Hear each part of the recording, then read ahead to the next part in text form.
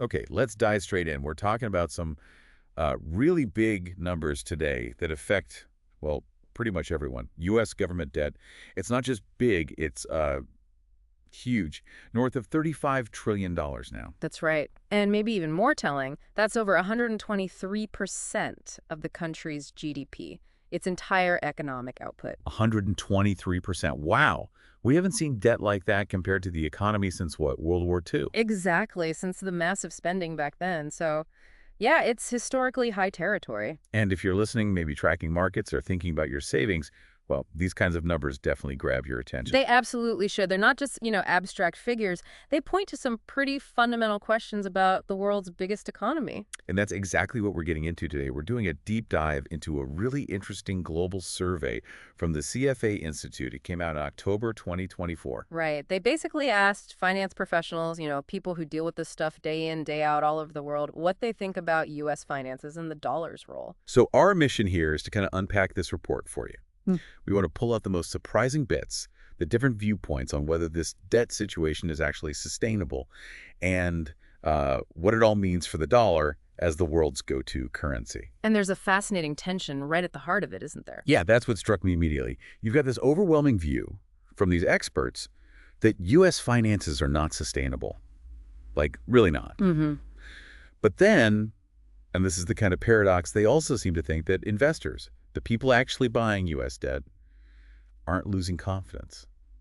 Not really. It's a strange split, isn't it? How can both things be true? That's the core thing we need to explore. Definitely. Okay, let's unpack that first part, the sustainability question. Right. So the survey just asks them straight up, are U.S. government finances sustainable given the high debt and deficits? And globally, a massive 77% said no. 77%. That's a pretty strong signal from the people managing the money. It is. And interestingly, the pessimism is even deeper in developed markets. 79% there said no.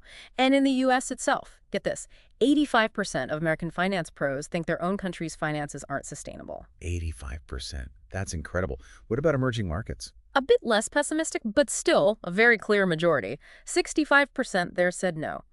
And the report mentioned older respondents generally tended to be more pessimistic, maybe more historical perspective. Right. So nearly 4 out of 5 globally, and even more in the U.S., think it's unsustainable. That kind of flies in the face of, well, the idea that things just keep going, doesn't it? Yeah. Makes you think about that old phrase, the exorbitant privilege. De Gaulle's term from the 60s. Yeah, the idea that the U.S. gets this special pass, being able to borrow and pay back in dollars it can just print, because everyone uses the dollar. Does this survey suggest maybe that privilege is masking the problem, or is it still strong enough to keep things afloat despite the numbers? Well, that's exactly the puzzle, isn't it? Logically, unsustainable debt should lead to investors getting nervous, demanding higher interest rates, losing confidence. But here's the twist.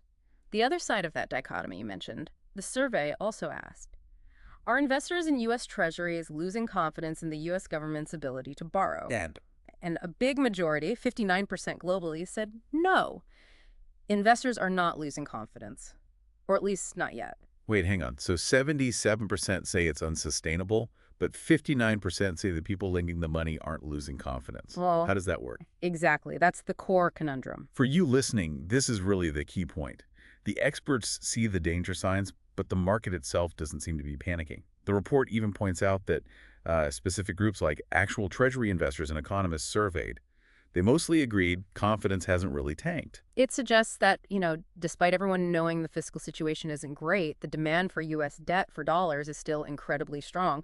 Maybe it is that exorbitant privilege, or maybe it's just, well, what's the alternative? Lack of options. Could be. But the report then asks, okay, can this last? It pivots to the future of the dollar itself. Given all this debt, will the U.S. dollar lose its top dog status as the main reserve currency in the next, say, 5 to 15 years? Okay, so what's the verdict on the dollar's future, according to these pros? The majority think, yes, it will lose status. 63% globally believe the dollar's position will diminish over that 5 to 15-year time frame. 63%, so a clear majority predicting a decline. Yeah, but they broke it down a bit. About 51% think it'll be more of a marginal loss, a gradual slip, but 12% expect a material decline, a more significant drop. Okay, and I bet the views on that aren't the same everywhere either. Not at all. And this is where it gets really interesting, I think. The pessimism about the dollar losing status, it's way higher in emerging markets. Like where? particularly the BRICS countries, Brazil, Russia, India, China, South Africa. 72% of respondents there said yes, the dollar will lose status. And in India specifically, a huge 84%. 84% in India. Wow. How does that compare to, say, the US or Europe? Much lower, relatively speaking. In the US, it was 59% saying yes. In the EU, 67%. Still majorities, but not as high as in places like BRICS or also ASEAN and the Middle East North Africa groups. They're also well into the 70s. So what this tells you, listening, is that the parts of the world that are maybe looking for a less U.S.-dominated financial system are much more convinced the dollar's reign is fading. Exactly. And the report gives some context, right? It notes the dollar's share of global reserves has actually been slowly drifting down from its peak back in 2001, and foreign countries own a smaller slice of U.S. debt than they did back in 2012. But it's still dominant. Oh, absolutely. It still crushes everything else in like daily currency trading volume. Something like 3/4 of all trades involve the dollar. Yeah. And for companies borrowing internationally, mostly done in dollars. So it's a mixed picture. Signs of a slow erosion, but still massive dominance today. Right. Which logically leads to the next question the survey tackled. If the dollar is expected to lose status, what do these experts think will actually cause that? What are the biggest threats? Yeah, what are the main drivers? Globally, the top 3 things people ranked as the #1 cause are pretty revealing. Okay, what are they? Number 1, picked by 30%, was just straight-up concern over the U.S. government's ability to actually service its massive debt. Yeah. So linking the domestic fiscal picture directly to the dollar's global standing. Makes sense. What's next? Number 2, at 28%, was geopolitical tensions making countries less willing to rely on the dollar. Think, trade wars, sanctions, shifting alliances, external political stuff. Okay, and the third? The third, Sure. picked by 24% as the top factor, was the risk of an actual U.S. government default, like missing an interest payment or failing to pay back maturing bonds, maybe during one of those debt ceiling fights. It's seen as a tail risk, but a potent one. And I remember you saying there was a regional split on these concerns too, right? Absolutely. A really fascinating one. When you ask what the primary concern is, emerging markets, especially places like India, point number 1 to geopolitical tensions.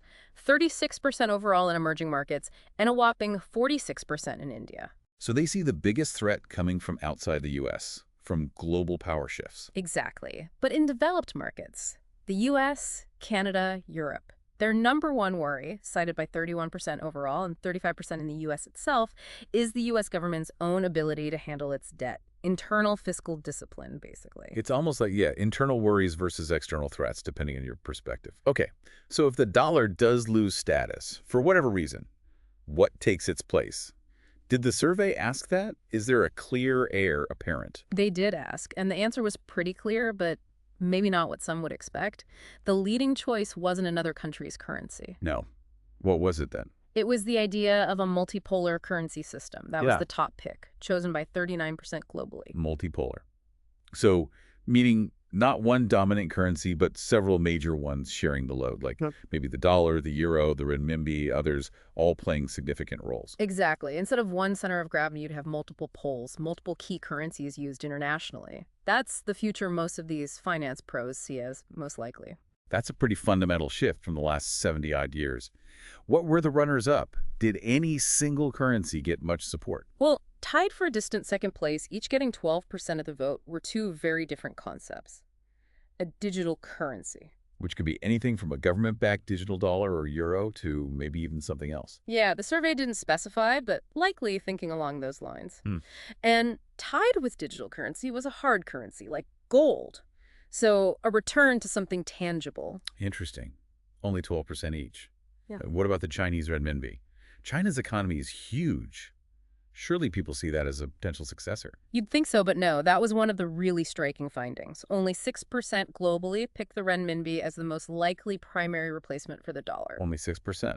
Why so low? Well, the report suggests it likely comes down to, skepticism about China, things like their capital controls, the lack of free flow of money in and out, maybe less transparency in their financial system compared to the U.S. So concerns about relying on a currency from a system that's seen as more controlled. Pretty much. And get this, even within China, the finance pros surveyed there were actually more likely to pick gold, a hard currency, 18%, than their own renminbi, which only got 15% of the vote in China as the most likely successor. Wow. That says a lot. So the big takeaway here for you listening is that the smart money isn't betting on a simple dollar for renminbi swap or even a dollar for euro swap. They're bracing for a more fragmented, maybe more complex, multipolar world. That seems to be the prevailing view, yeah. A shift towards a more shared landscape. Okay, now let's loop back to the root cause of a lot of this anxiety, the debt itself. Hmm. Did the survey ask if these experts think the U.S. can actually, fix the problem? Can they get the debt to GDP ratio down over the next 5 to 15 years? They did ask that directly, and given that 77% think the current situation is unsustainable, well, you can probably guess the answer. Not optimistic, I'm guessing. Not at all. A large majority, 61% globally, said they believe the U.S. will not be able to reduce its debt-to-GDP ratio to a more moderate level in that 5 to 15-year window. 61% think they won't be able to fix it. Yo. It's quite a vote of no confidence in the political system's ability to act, isn't it? It really is. It points to a belief that the political will, or maybe just the political capacity, to make the hard choices needed just isn't there. Was that view pretty consistent everywhere? Reasonably so, yeah. It wasn't hugely different across regions, although, interestingly, older respondents were actually slightly more optimistic on this point than younger ones. Maybe they've seen debt reduction efforts before, perhaps. Interesting nuance. Okay, so if they think the U.S. won't fix the debt, did the survey ask how they think the U.S. should try to fix it? Like, if they were in charge, what would they prioritize? Yes, they asked respondents to pick their top priorities for reducing the debt ratio, and the answers leaned very heavily in one direction. Which was? Spending cuts, overwhelmingly. 69%, nearly 7 out of 10, said the priority should be reductions in non-mandatory government spending. That's things like defense, education, infrastructure, the discretionary stuff Congress decides on each year. Okay, cut discretionary spending. What else? The second most popular choice, picked by 52%, was reductions in mandatory spending. And that's the big stuff. Social Security, Medicare, Medicaid, other healthcare costs. The entitlement programs that run largely on autopilot. So the top two choices by far are cutting spending, both discretionary and mandatory. What about the other side of the equation, like raising taxes? That was less popular, but still significant. 47% included raising tax rates as a priority, and 41% thought the U.S. should prioritize counting on faster economic growth to sort of grow its way out of the problem, boosting revenues naturally. And what about just, letting inflation do the work, inflating the debt away? That was the least favored option among the main ones. Only 35% thought prioritizing counting on budget deficits and inflation to reduce the debt's real value was the way to go. It suggests inflating the problem away isn't seen as the primary or best strategy by most of these professionals. Were there any interesting splits here? Like, did younger people think differently from older people or Europeans from Americans? Yeah, a few. Younger respondents leaned a bit more towards cutting the non-mandatory discretionary stuff, while older ones were slightly more inclined to prioritize tackling the mandatory entitlement spending. Okay. And culturally. Definitely some differences there. Respondents in the EU, for example, were generally more open to raising taxes and counting on economic growth compared to folks in the US or Canada. And conversely, the Europeans were less keen on deep spending cuts compared to the North Americans. So you see those different philosophical approaches to fiscal policy reflected. Right. And the report kind of puts this all in context, doesn't it? It mentions, I think, how politically difficult actually doing any of this, especially the spending cuts, really is in the U.S. Exactly. It quotes Sheila Bair, former FDIC chair, basically saying both political parties have contributed to the debt problem over the years, and neither wants to take the political pain required for serious deficit reduction. Yeah. It really highlights that gap between what experts think should be done, which is mostly spending cuts, and what seems politically possible. Okay, so let's try and pull this all together. Let's summarize the key takeaways from this deep dive into the CFA Institute survey for you. Right. So number one, finance professionals around the world. They overwhelmingly see U.S. government finances as being on an unsustainable path because of the high debt and deficits. But, and this is the big but, paradoxically, they don't think investors have lost confidence in the U.S. ability to keep borrowing. Not yet, anyway. That's the central tension. Then looking forward, a clear majority, about 63%, expects the U.S. dollar to lose some of its dominant reserve currency status over the next 5 to 15 years. And crucially, they don't see a single currency replacing it.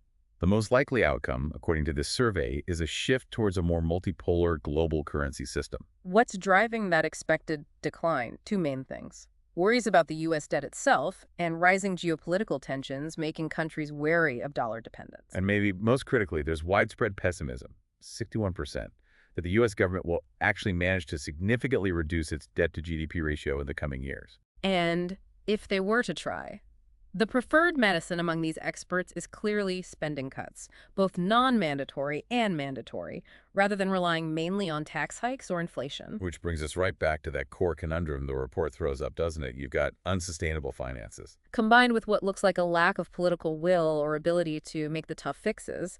But for now, at least, there's no obvious immediate alternative to the dollar or U.S. treasuries that everyone can flock to. Right.